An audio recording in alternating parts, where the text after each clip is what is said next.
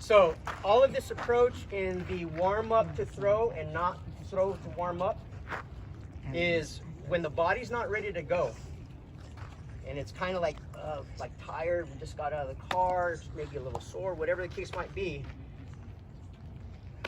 How many throws does it take a player, let's say a 12-year-old player, to get loose and warm up and kind of be ready? Approximately, give me a nice round number. 25. Probably more than, 30, 40, maybe even 50. 25 might be a little bit on the low end. Okay, if they started, let's say age, and let's round it. Let's say they started age 6 to 18, but let's just say 10 years, okay? And over those 10 years, they're kind of hardcore players, so they're gonna play about, let's say 40 weeks out of 52 weeks in a year. And they're out there 4 or 5 times a week, whether it's a light practice or a heavy practice, whatever it might be. When we take, let's say our 50 throws to get warmed up, times our 4 to 5 times per week, times 40 weeks in 1 year, times 10 years, right? And I calculate all of that. 100,000 throws that meant nothing in the development of a player. Wasted bullets. And putting pressure on the arm, because the body, going back to the 6 steps of throwing off my back, the body is not fully engaged. So there's 100,000 throws with extra pressure on the arm.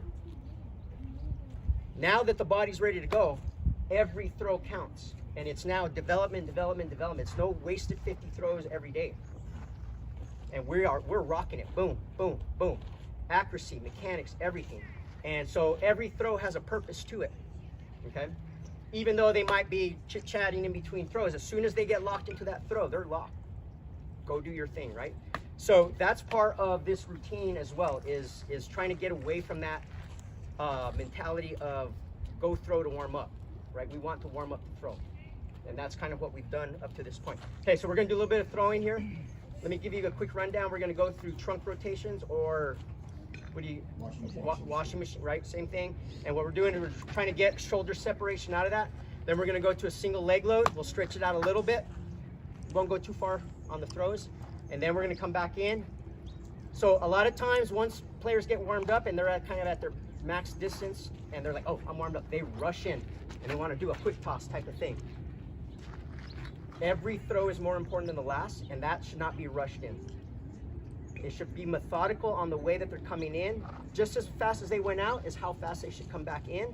And as we take it out, we're gonna be adding more and more arc to it, which is gonna add to our pronation.